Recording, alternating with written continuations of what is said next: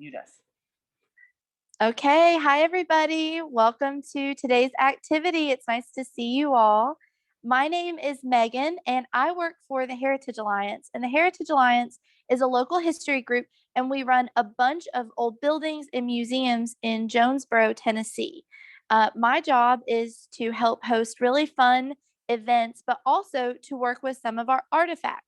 Does anybody know what an artifact is? What am I talking about when I say an artifact? I can't hear you, but if you'll type it in, let me see what your answers are. See if she can hear you now. Can you hear me? What is an artifact? What are we talking about when we say artifact? Is anybody guessing, Anne? This is my friend, Anne. She's going to be helping us today, so she's going to monitor the chat. So she's going to tell me all of your answers when they come in. Okay. I'm sure that some of you know this. And if we were, oh, here we go. We have one. Something old. Yes, that's exactly right. So old objects are referred to as artifacts, right? And so museums collect these old artifacts. Let me see. It is an object. Exactly. Yes, that is exactly right.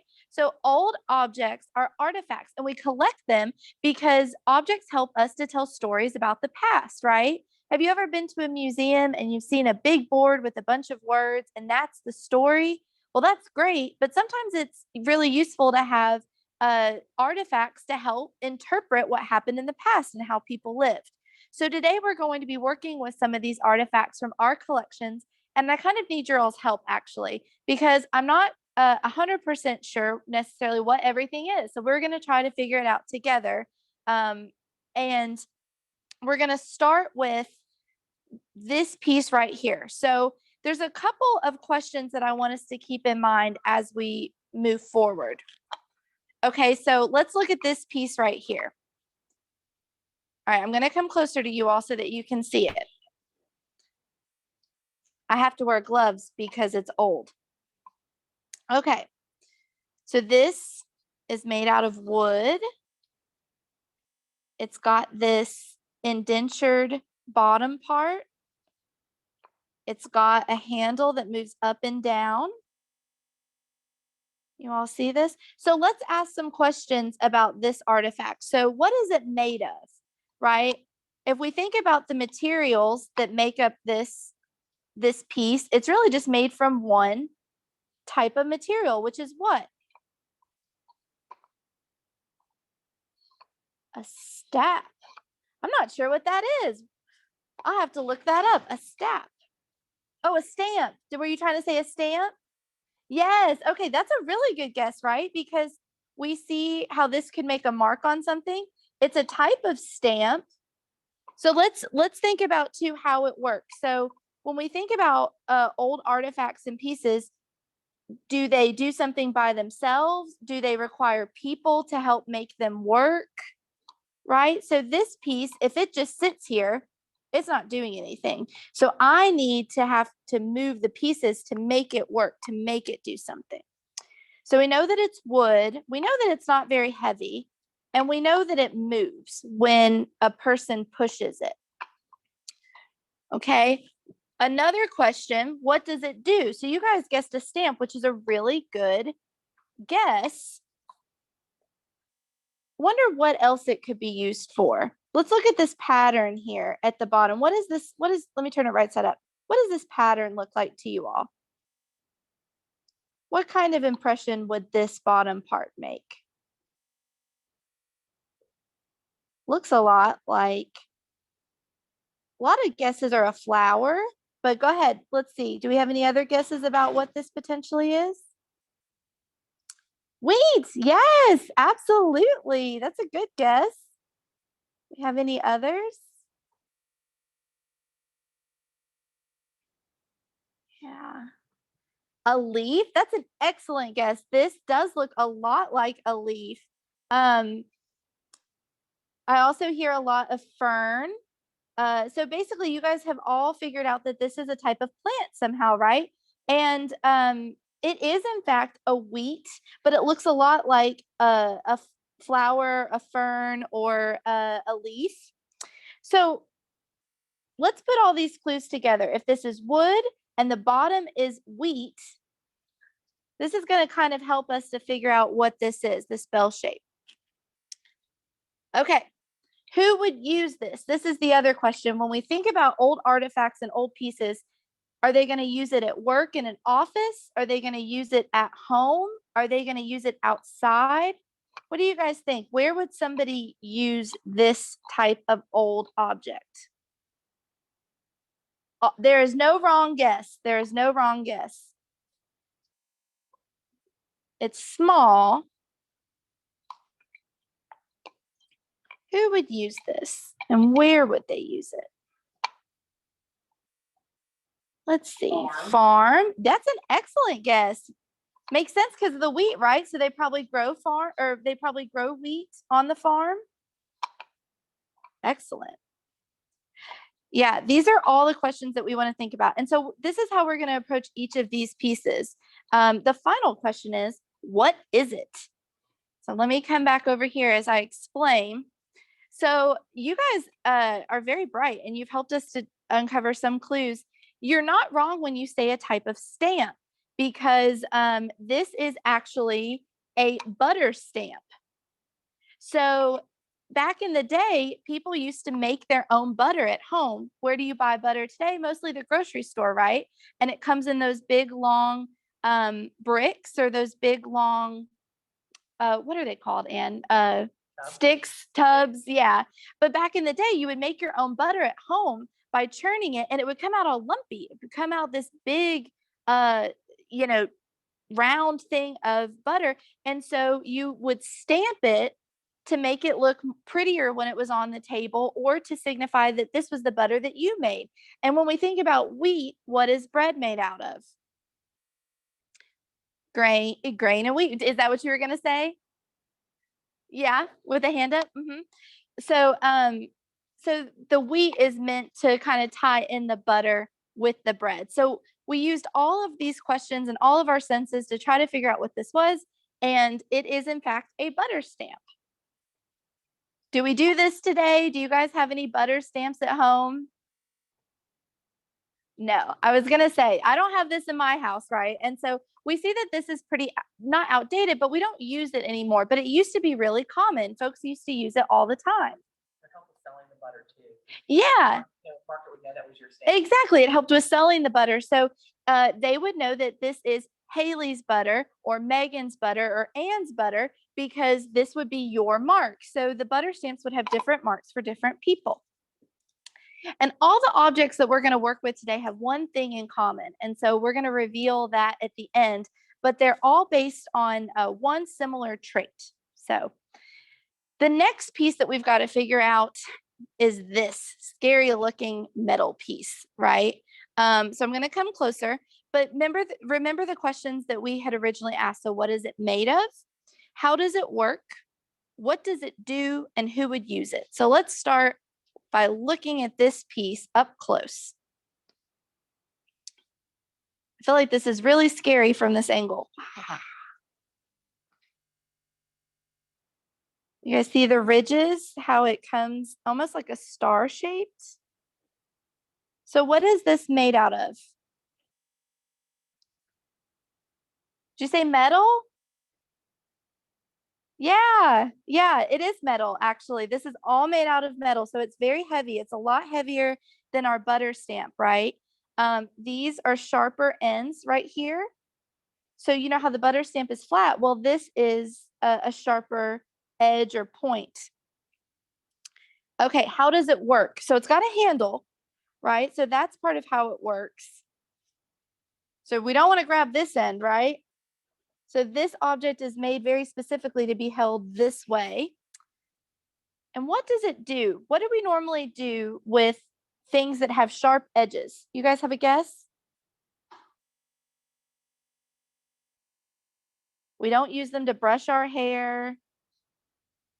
We don't use them to, let's see, well, some sort of stirring thing. Ooh, that's good, because it has this motion like this, right?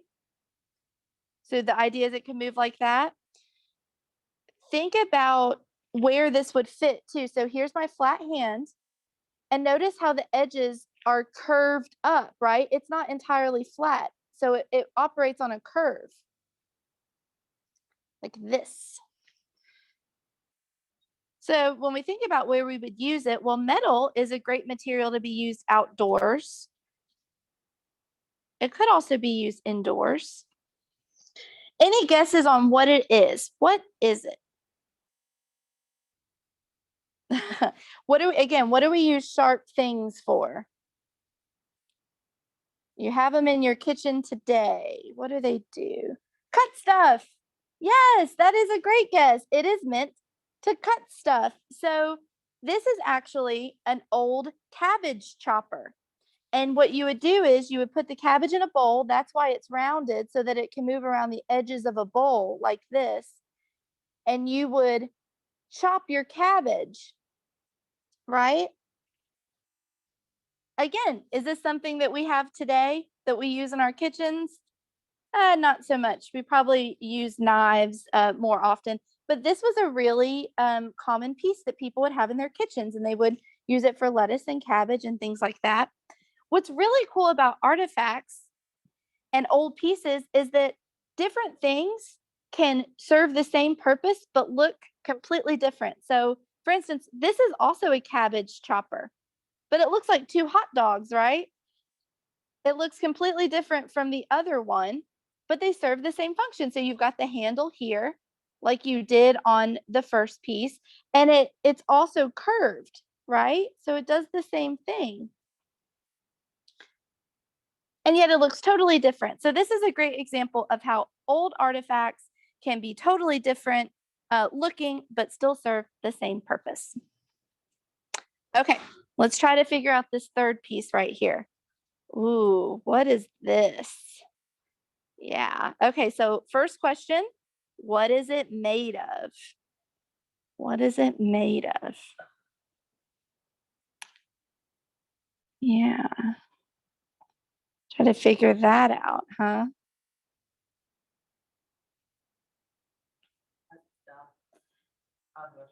Mm-hmm. What is it made of?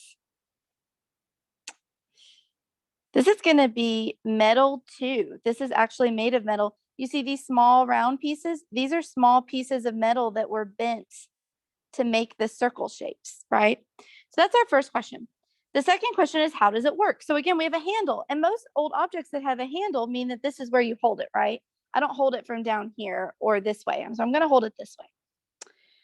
Then the question is, what does it do? So it's not going to move on its own. So if I lay it here, it's not going to work on its own. Is it going to make something? Probably not, right? It doesn't really look like it could create anything. Is it going to change something? Potentially, right? Based on what it does. Is it going to move something? Maybe. I mean, it doesn't look very heavy, but it could. It could move some stuff, I guess.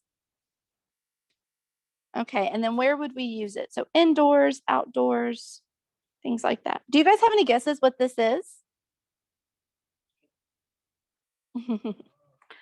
I know, it's probably haven't seen anything quite like it, right? What is it though? Let's use our brains.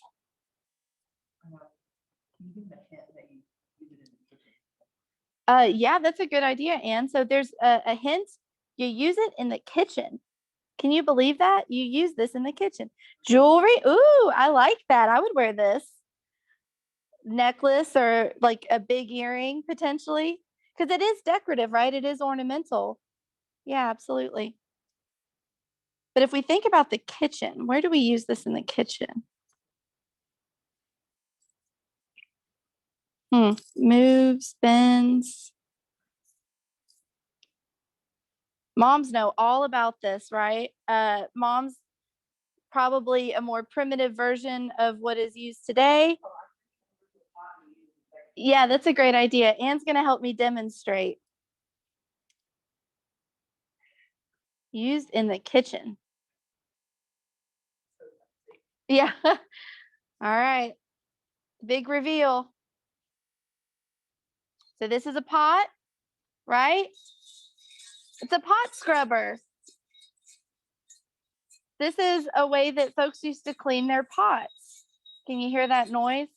I'd hate to get your fingers kind of caught in that, wouldn't you? But this is a way to clean old pots. The metal would scrape all the gunk from meals off of the inside.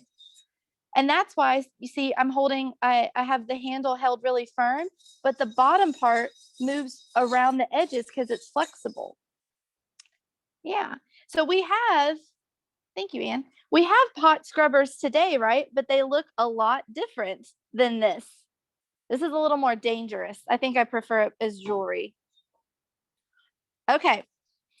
So really good guesses on that one. So this is going to be the last object that we try. Oh, yeah, you have one too. See, that one's fancy. It has the soap in it, right? It's a little less dangerous on your fingers.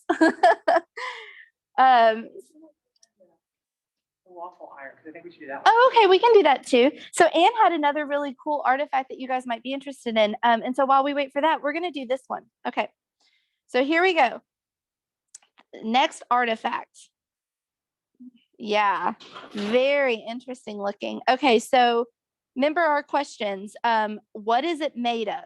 So you can hear that sound. It's going to be metal again, right?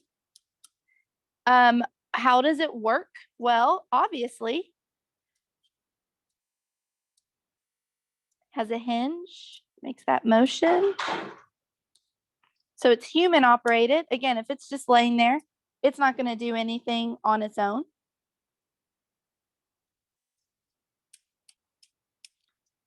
Let's see. Prongs.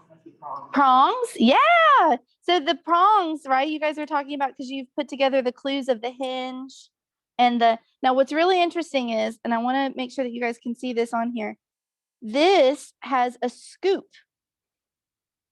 It's like a spoon with a circle that it attaches to. So it goes like that. Prongs. But it's got that, yeah. Okay, so we'll keep that in mind. Kind of odd. Why would you have a scoop down at the bottom, but then, this ring up top? Kind of strange. Who would use this? Indoors, outdoors? Get a lot of guesses based on medicine. Some folks think that it was used to pull bullets out of war veterans. What? Yeah, no, it was not used for anything that severe, but that's one of the popular guesses. What is one of the other guesses we get a lot? Oh, eyeballs. Yeah, it has nothing to do with eyeballs. So what do you guys think that this is? What do you guys think? So I've never really seen anything like it before. I don't have anything like this in my house.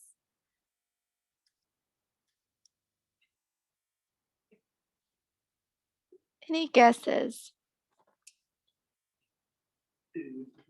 Food. Yes, it is related to food. That's, as you guys have probably figured out, all of our objects today have something to do with food and with the kitchen. So it's got a scoop.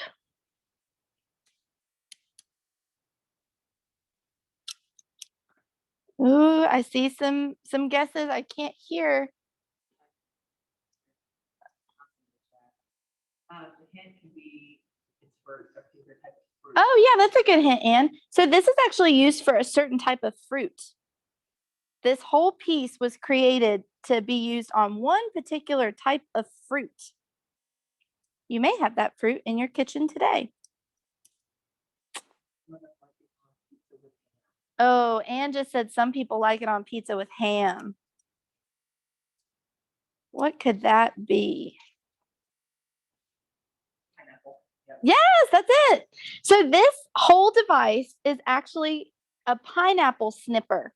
And what you would do is pineapples used to have really hard, sharp spikes on the outside. And we figured out a way to make those softer. But several decades ago, a long time ago, they were really hard and really dangerous. And so you would have folks take this, and you can see the edge right here. They would take the spike pull it out and it would fall into this little cup-like bottom. But this is a pineapple snipper.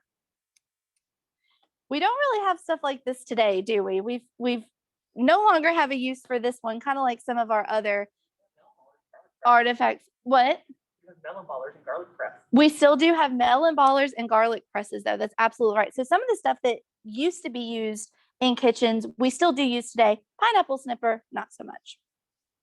Okay, this one is heavy duty. So Anne brought this out. She thought you guys might like to see this. Oh, I need to work out more. It's really heavy. Okay, and it's really tall too. So if we go through our questions, what is it made of? Any guesses? Ugh.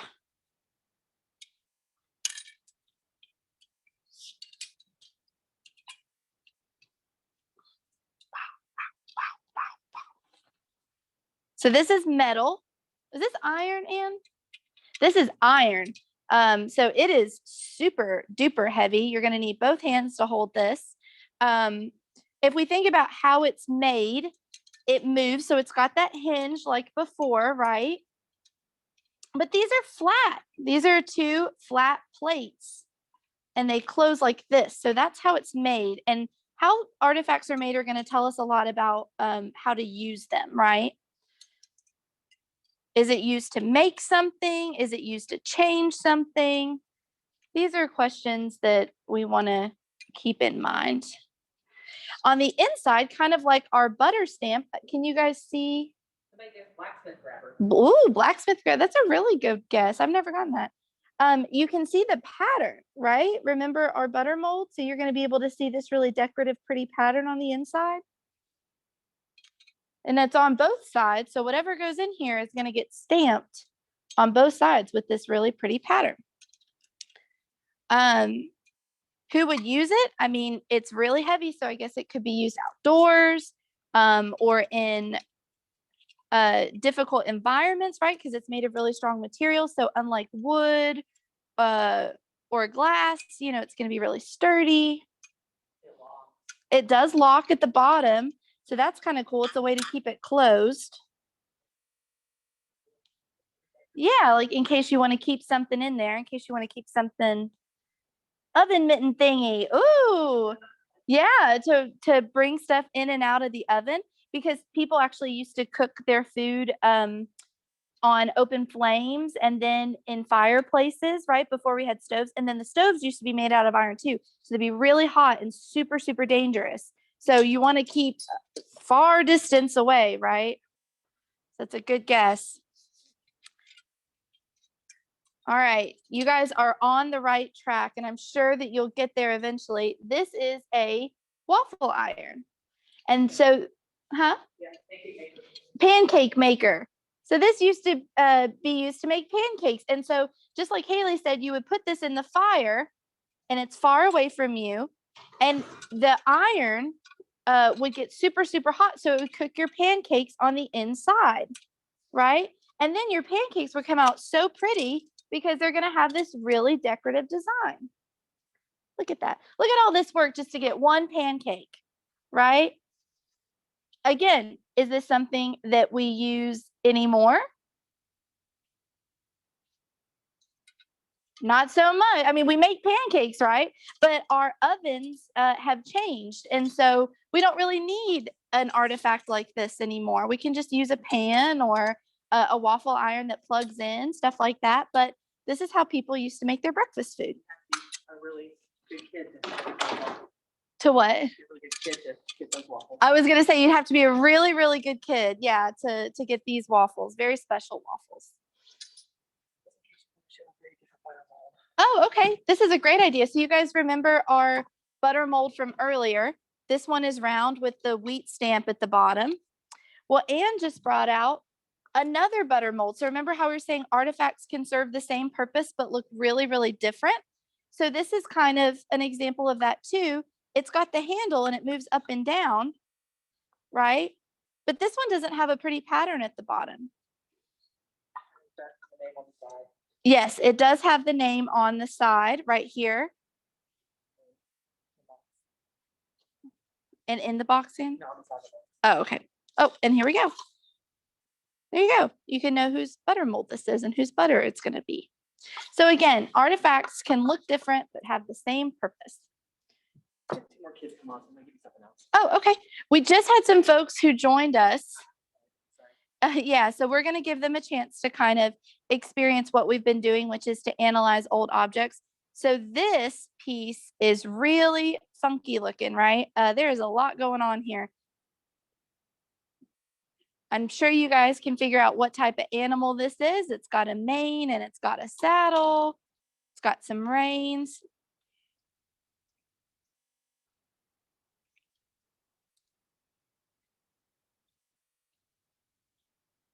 It's got different things.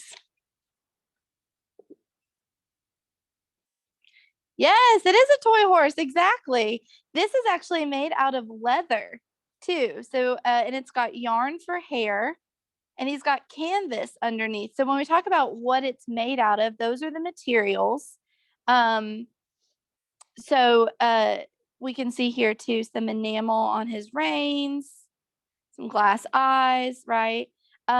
What is he used for? Obviously for pleasure, for leisure. So to have fun with.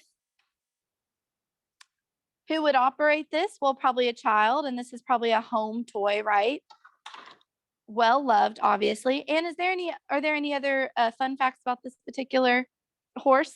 Well, it just looks like it's going on a journey because look at all its bags. Like, It does. really loved and made that specifically. Yes, this was made by somebody. This is homemade, right? So this isn't the kind of thing that you would buy in a shop.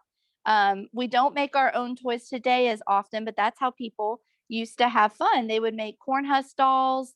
They would make things out of natural materials lying around the home, old remnants of fabric from clothing. And then you can see here how whoever made him created bags and a gun holster. So this horse is going on an adventure, right? Yeah, that's true. So one of his eyes is actually hanging out because he was played with so much and he was so loved, right? So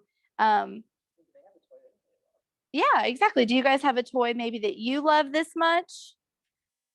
Yeah, I'm sure that you do. Everybody has their favorite. I still have favorites. So a good example though of having to create your own fun. Okay. And keeps finding really cool things from our collection. This is another thing that we have. This is not food related at all, but quick guesses maybe what this potentially is. I see some hands.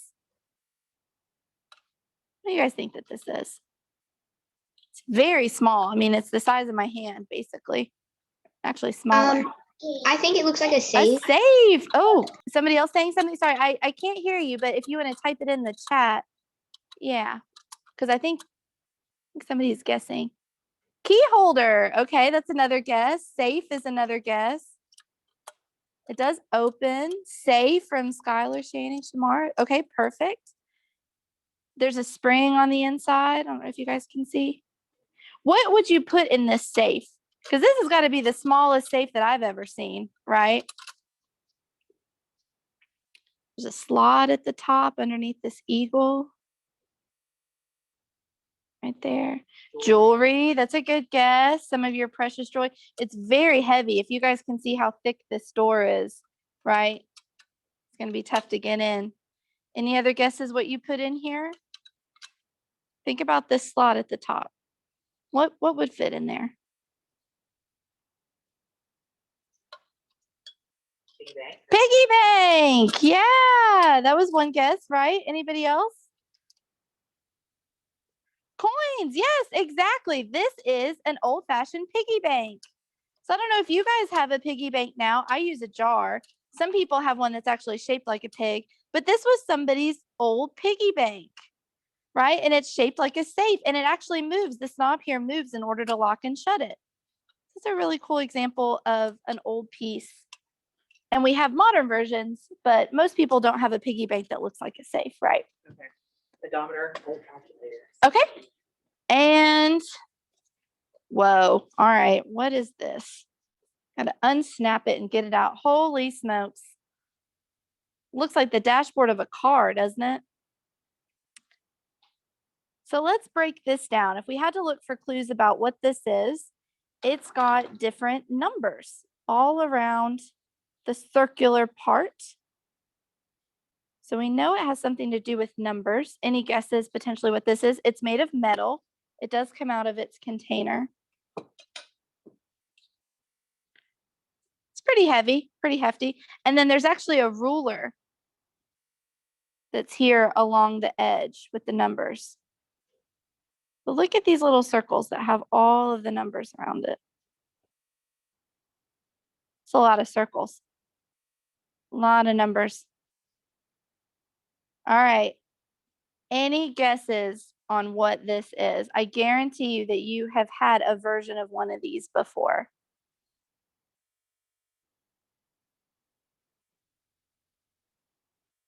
What could this be?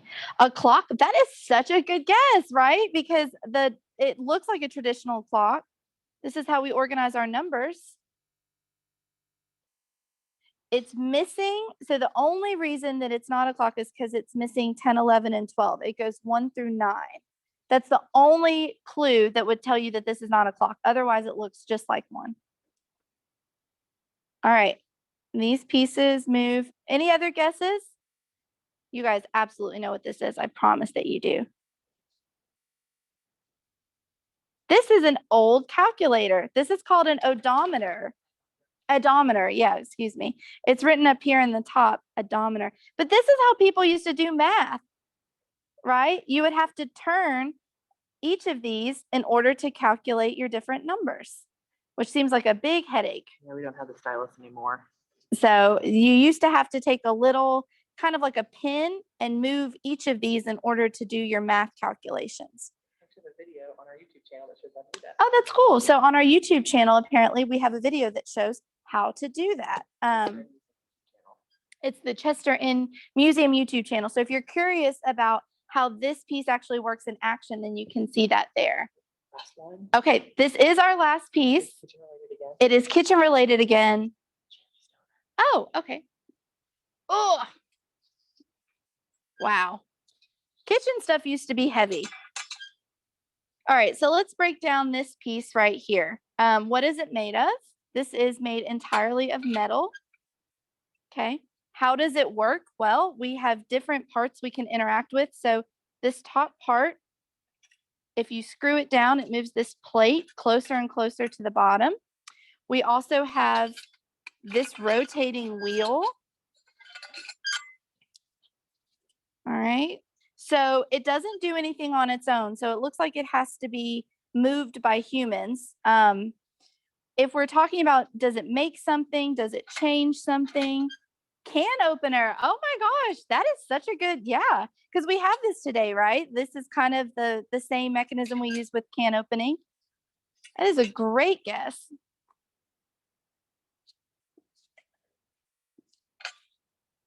So where is it used? We kind of already gave a clue that it was used in the kitchen. So this is inside. Can opener again is a great guess. Put it on the table. Oh, this is how you latch it to the table. Yeah. Okay. So you would have to put this, clamp it onto your counter in order for it to work. And then we've got this piece down here where stuff could go. So if you think about clamping it, it's putting something through that hole that you just turn. Mm-hmm. Put through that hole. Yeah, exactly. So, okay, so say that this is our counter and we're clamping it, and you got to put something in this hole. What can fit in this hole? What food things can fit in this hole? Right? It's going to come down here and it's going to come out this chute at the end. So what's small enough that we eat? Nuts. Ooh, this could work for nuts. Yeah. You see, do you see the wheel in the inside too? It's turning. So whatever comes down here, like a nut, would get cut on this wheel and then come out the bottom end. Yeah, it's a tiny fruit, although I like nuts. We don't have this stuff nowadays, right? Our food is so much easier to make. It used to take so much effort to make food. Here you go. So plop. You're going to spin the wheel and it's going to come out the bottom. Tiny fruit that you want to get rid of the seed. Yes, tiny fruit. It's got a seed in the middle that we want to get rid of. Seed that we don't want to eat. What kind of fruits have seeds in the middle that we do not want to eat? Smart. Yep. I do not like the cores of apples. Do not know if we have an apple core in our collection, but that would be good to include. Okay, those are good guesses. Another kind of tiny fruit that we make pies out of. Oh, yeah. This type of fruit is in pie, and you definitely do not want to get a slice of pie. Yes. Oh, you guys got it. Good for you. Cherries. This was used to take the pits out of cherries, right? So you clamp it, boom, put the cherry in, spin the wheel, the pit comes out, and then your finished cherry comes down here at the bottom. Does it? Oh, it does. It says cherry stoner right here. So it lets you know exactly what it is. But this is all the work it would take to get the pit out of a cherry, right? And we've already learned about different ways that people had to make pancakes, right? We've learned about the ways that people chopped cabbage. And we've learned about the ways that people stamped their butter. And all of this to make a meal, right? Whereas today we just have a sandwich, or we have products that are made for us. But we see obviously that back in the day, it took a lot of work for us to be able to eat, right? Does anybody have any questions? You guys figured out everything, and that is so impressive. You used all of your clues to identify these historic objects, these artifacts, and you were awesome history detectives. Do we have any questions, Anne, before we say goodbye to folks? Anytime that we'll send this video to Jillian Reese. Yes, for those who couldn't join us, we're going to send a recording of this video, or for folks who missed the beginning, to Jillian Reese. She's going to have it available. And if you want to see old artifacts, you're going to have to come visit us at the Jonesboro, Washington County Museum or at the Chester Inn. We have a lot of old, really, really cool stuff. And hopefully when we're able to, we can see you guys in person again. But do we have a question? How old are they? Most of these artifacts are from the late 1800s to the early 1900s. So they're over 100 years old. They're very, very old. They're older than all of you guys combined, right? They're even older than me by just a little bit. So yes, very, very old. Any other questions? Why were they made from iron? So that they would survive for a really long time. We don't have a lot of stuff in the kitchen made out of iron today, but iron was really, really sturdy, and it could stand a lot of use. It could stand flames. It could withstand being cleaned by our pot scrubber, which is made of metal. Right? Plastic was not invented yet at this time, and glass and porcelain is too delicate. It could potentially break. So a lot of kitchen stuff's going to be made out of metal.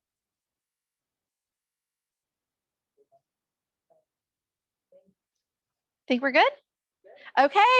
Awesome. Thank you so much, History Detectives. Again, my name's Megan. It was good to see you all. I hope you have a great field trip day. Bye. Thank you.